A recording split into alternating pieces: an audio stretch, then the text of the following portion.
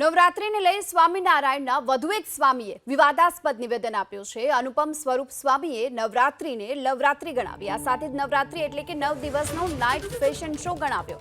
સ્વામી અનુપમ સ્વરૂપ સ્વામીએ નવરાત્રિમાં માતાજીની નહીં પરંતુ વાસનાની પૂજારીઓની પૂજાના દિવસો હોય તેવું નિવેદન આપ્યું.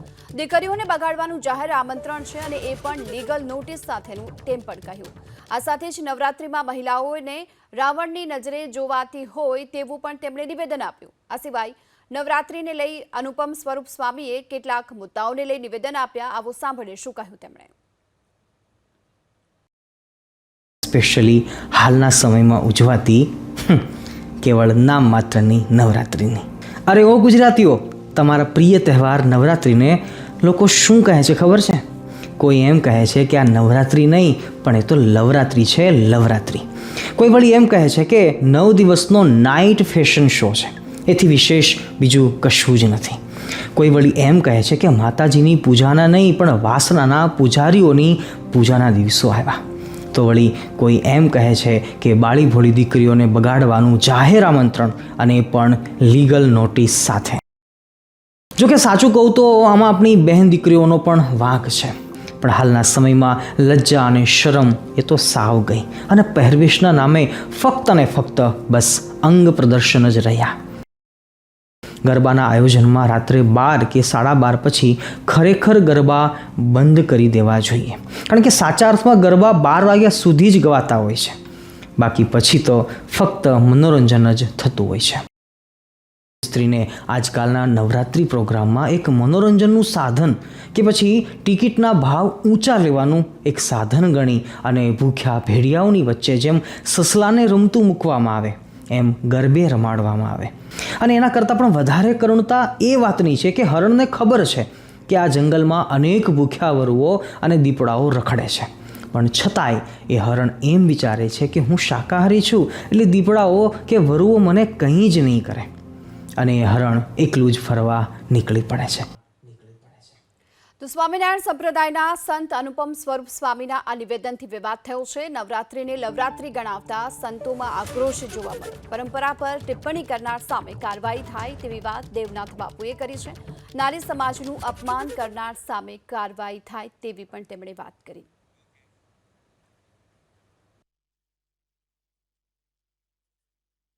કોક સ્વામી છે એ નવરાત્રિને લઈને ટીકા ટિપ્પણી કરી રહ્યા છે. નવરાત્રિને નવરાત્રિ નહીં લવરાત્રિ બતાવી રહ્યા છે.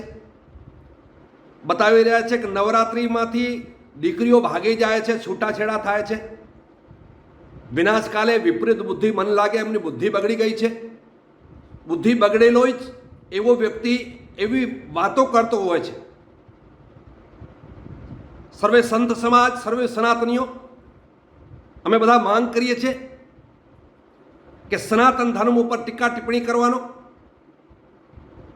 નવરાત્રિ પરંપરા, સનાતન ધર્મની પરંપરા ઉપર ટીકા ટિપ્પણી કરવાવાળો વ્યક્તિ જે પણ કોઈ હોય એના ઉપર સખ્તમાં સખ્ત કાર્યવાહી થવી જોઈએ. અને એવી કાર્યવાહી થવી જોઈએ કે પુનઃ આવો કંઈ ટીકા ટિપ્પણી કરવા પહેલાં 1000 વાર વિચાર કરવો પડે. મેં સાંભળ્યો છે એ ખાલી માતાજીની ટીકા ટિપ્પણી નથી કરતો, સમસ્ત નારી શક્તિનો અપમાન કરી રહ્યો છે, સ્ત્રી સમાજનો અપમાન કરી રહ્યો છે. એટલે અમારી બધાની માંગણી છે કે આવા વ્યક્તિ ઉપર સખ્તમાં સખ્ત કાર્યવાહી થવી જોઈએ. તો નવરાત્રિને લઈને સ્વામિનારાયણના સ્વામીએ વિવાદાસ્પદ નિવેદન આપ્યું છે. ત્યારે અમદાવાદના ગરબા રસિકોનો મત છે કે દરેક લોકોનું જોવાનું નજરિયું અલગ અલગ હોય છે. શું છે તેમનો મત, સાંભળીએ. ये अपनी अपनी सोच है, सब अपने अपने राय के हिसाब से बोलते हैं, लेकिन ऐसा कुछ भी नहीं है. और जो उन्होंने बोला है वो भी कुछ गलत नहीं है. मैं दोनों साइड से बोल रही हूँ. डिपेंड अपने अपने घर पे अपने अपने संस्कार कैसे है उस हिसाब से ये त्यौहार मनाया जाता है. नहीं तो मेरे हिसाब से देखा जाएगा तो नवरात्रि बहुत ही बड़ा त्यौहार है जिसको हम लोग दुर्गा पूजा बोलते हैं. तो आई थिंक सो कि अगर ठीक तरीके से मनाया जाए तो ये बहुत अच्छी त्यौहार है, और अगर ठीक तरीके से ना मनाया जाए तो जैसे वो बोल रहे हैं दैट इज़ राइट. ગુરુજી એમની રીતે સાચા છે, કારણ કે પહેલાંના જમાના મતલબ પહેલાંના સમયમાં એવું હતું કે ભાઈ માતાજીની પૂજા અર્ચના થતી હતી. અત્યારે માતાજીના ગરબાનું તો ખાલી એક કારણ બની ગયું છે.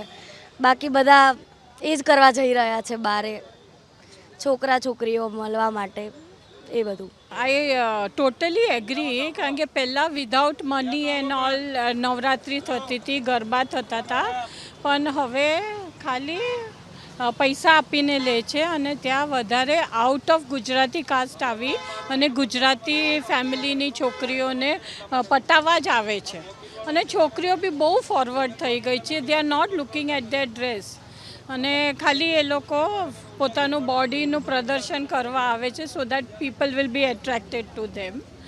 એટલે એ લોકોને આસ્થા પ્રમાણે નવરાત્રિના ગરબા નથી ગાતા, એટલે જસ્ટ ફન મેકિંગ અને making new friends and all, એના માટે જ આ બધું ચાલે છે. એકચ્યુઅલી જે વેસ્ટર્ન કલ્ચર છે એ ઇન્ડિયામાં એટલું બધું વધી રહ્યું છે ને કે એ લોકો બધું એ જ અપનાવવા માંગે છે. લેટ નાઇટ્સ, લેટ મીન્સ જે કપડાં એ લોકો પહેરતા હતા હવે એવું બધું કપડાં ઇન્ડિયન કલ્ચરમાં એવું બધું પહેરે છે અને વેસ્ટર્નવાળા કુર્તીઝમાં જાય છે, એ લોકો સારીઝ પહેરે છે, એ બધું કરે છે અને ઇન્ડિયાવાળા સમજતા જ નથી અને આ બધું બહુ જ વધી રહ્યું છે. મને લાગે છે એ પરસેપ્શનની જ વસ્તુ છે. જનરલી તમે જે બિલીવ કરો છો એ જ હોય છે, પણ જનરલી બધાને ગરબા રમવા હોય છે અને સ્વામિનારાયણ સંપ્રદાયમાં તો ગર્લ્સને બોયઝને અલગ અલગ દર્શન કરવાના હોય છે, તો હું તો એનાથી વિરુદ્ધ છું અને હું નથી માનતી એવું, અને એવું ના હોવું જોઈએ. અને ગરબો છે, લોકો રમશે, લોકોને એન્જોય કરે છે અને માતાજીનું પણ અમે લોકો ધ્યાન કરીએ છીએ, તો અમે લોકો તો બિલકુલ એનાથી વિરુદ્ધ છીએ. તો નવરાત્રિને લઈને સ્વામિનારાયણના વધુ એક સ્વામીએ વિવાદાસ્પદ નિવેદન આપ્યું છે. ત્યારે અનુપમ સ્વરૂપ સ્વામીએ નવરાત્રિને લવરાત્રિ ગણાવી. આ સાથે નવરાત્રિ એટલે 9 દિવસનો નાઇટ ફેશન શો હોવાની વાત તેમણે કરી છે. બ્રહ્મ સમાજના કન્વીનર યજ્ઞેશભાઈ દવે અત્યારે આપણી સાથે જોડાઈ ચૂક્યા છે. યજ્ઞેશભાઈ, આપે જે પ્રમાણે સ્વામિનારાયણ સંપ્રદાયના જે સ્વામી છે તેમને સાંભળ્યા કે કેમ? સ્વામીની વાત પણ સાંભળી, સ્વામીએ જે બફાટ કર્યો એ પણ મેં સાંભળ્યો. મારી સ્વામિનારાયણ સંપ્રદાય માટે આદર છે, એવું નથી કે હું કોઈ સંપ્રદાયનો અનાદર કરું છું, પરંતુ સ્વામિનારાયણ સંપ્રદાયના સાધુઓને એટલી વિનંતી કરું છું કે મર્યાદાની અંદર રહી અને કોઈ પણ સ્ટેટમેન્ટ કરે. માતાજીનો તહેવાર છે, નવરાત્રીની આરાધના છે, દીકરા દીકરીઓ ગરબે ઘૂમે છે અને એના માટે આવા જો અપશબ્દ કે આવો બફાટ કરતા હોય તો આવા સંતોએ પોતે મર્યાદામાં રહેવું જોઈએ અને આવી મર્યાદા બહારની બફાટ જો કરતા હોય તો આવા સંપ્રદાયના વ્યક્તિઓએ અથવા તો સંપ્રદાયના જે બીજા મોટા સંતો છે એમણે આવા સંતોને રોકવા જોઈએ કે આ હિન્દુ ધર્મ અને હિન્દુ ધર્મની સંસ્કૃતિના ગરબા એ ઓળખ છે આપણી. ગુજરાતનું ગરબો એ આખા એ વર્લ્ડ ફેમસ થયેલો છે અને આ ગરબા માટે અને આ બેન દીકરીઓ માટે આવો જો બફાટ કરતા હોય, એક બાજુ સ્વામિનારાયણ સંપ્રદાયમાં તમે એવું કહો છો કે અમે મહિલાઓને અલગ રાખીએ છીએ, તો મહિલાઓ માટે બોલવાનો અધિકાર સ્વામિનારાયણ સંપ્રદાયના સ્વામીને શું કરવા છે? મહિલાઓને જો તમે બોલાવતા નથી, મહિલાઓનું તમે મોઢું નથી જોતા, તો સ્વામિનારાયણ સંપ્રદાયના સાધુઓએ આ પ્રમાણેનો નિવેદન ન આપવા જોઈએ એવું મારું સ્પષ્ટ માનવું છે. જી યજ્ઞેશભાઈ, એવી રીતે શું કારણ રહ્યું હશે કે આ પ્રકારે જે નવરાત્રિને છે તે લોકોની સાથોસાથ હવે તો સાધુ સંતો પણ આ પ્રકારની ટિપ્પણી કરી રહ્યા છે અને નવરાત્રિને લવરાત્રિ પણ ગણાવી રહ્યા છે? આ કેટલું યોગ્ય કહી શકાય? સાધુ સંતોમાં ફક્ત ને ફક્ત એકલા સ્વામિનારાયણ સંપ્રદાયના એક જ સાધુ અનુપમ સ્વામીએ આ નિવેદન આપ્યું છે અને આ નિવેદન માટે અમે એમના નિવેદનને વખોડીએ છીએ, કારણ કે ગુજરાતની સંસ્કૃતિ, માતાજીની આરાધના અને ગુજરાતની બેન દીકરીઓને અપમાનજનક આ નિવેદન છે એવું અમે સ્પષ્ટ ગણાવીએ છીએ.